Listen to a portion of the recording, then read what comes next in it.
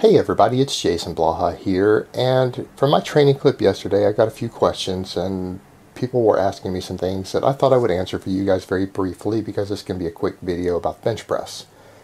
Now the first question that I got is, why do I close grip bench press? People notice even at meets my grip is pretty much a closed grip, and that's how I train. Well, the reason is I find that for me personally I get less pec strains, this outer edge of the pec, and less shoulder strains. Not so much strains, but I can get irritation over time in my shoulder joints that I feel the connective tissue a little inflamed and I have to bench press at a slightly lower frequency. And I find that if I close grip, I can bench press 3, 4, 5 times a week without feeling any sort of shoulder inflammation that would require me to reduce my frequency down to once or twice for heavy pressing. Therefore, if I can make better progress, that way if I can train it more often, I can probably make more progress. I'm not the only person who has noticed this. You guys will notice that KK benches with a closed grip. You'll notice that Paul Carter does, and he does it year round. I just saw Tom Mannion, who is pretty much one of the top lifters here in the UK. We're talking about a guy who in the 93 kilo class in the IPF deadlifts well over 300 kilos. We're talking about a guy with something like almost an 800 pound deadlift at this point, while weighing around 200 pounds, maybe a little more. He was commenting on his Facebook the other day that he had been going wide grip for a while and went back to closed grip, and there was only something like 2.5 or 3 kilos difference between his wide versus his closed grip. Sure, he's slightly stronger on the wide, but he said he's getting pec strains and stuff and irritation from doing the really wide grip all the time, so he may go back to just closed grip exclusively even for meets, and he's competing now at the world level. It's not that uncommon. And for me, it's the issue of I am getting older. I'm 37, and I can train at a higher frequency with less strain on my connective tissue if I use a closed grip. So that's what I do. It's purely about shoulder health and avoiding pec strains. And you don't see guys tearing pecs with closed grip bench press. All these guys with pec tears, and we all know tons of them, some even have YouTube channels, are all really wide grip benchers.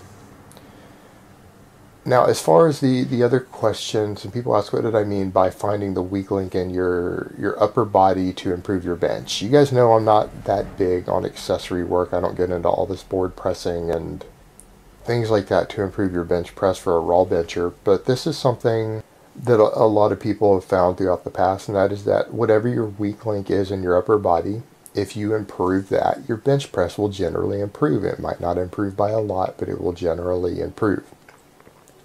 And it's because the bench press uses so many primary movers in the upper body, and then everything else is oftentimes like some sort of dynamic stabilizer or used to support the tightness of the bench, that if you have a weak link anywhere in the upper body, it's probably going to limit the amount you can bench press. Now, obviously, if your delts, your pecs, or your triceps are weak in any way, those are going to have very large carryover. But things like rear delts will affect stability. Your lats will actually affect to some degree your ability to get tight and get some pop out of the bottom. Same thing even with your traps. Weak traps can actually limit the amount that you bench press on a raw bench by how much you can get started out of the hole. So if your bench is stalling and you have a body part or a lift, a function of your upper body, such as overhead pressing, that is disproportionately weak to your other upper body lifts, if you hammer on that and fix that weak point, it will oftentimes improve your bench press indirectly. So that's just something to sort out if you're worried about your bench press or you want to make it go up and you have a very obvious glaring weakness. Whatever you're worst at in your upper body, if you focus on that for a while, it very oftentimes will improve your bench press. So it's a pretty straightforward explanation. Alright guys, well, that's really all I have to say on that today. I hope it has been informative, and I will talk to you guys next time.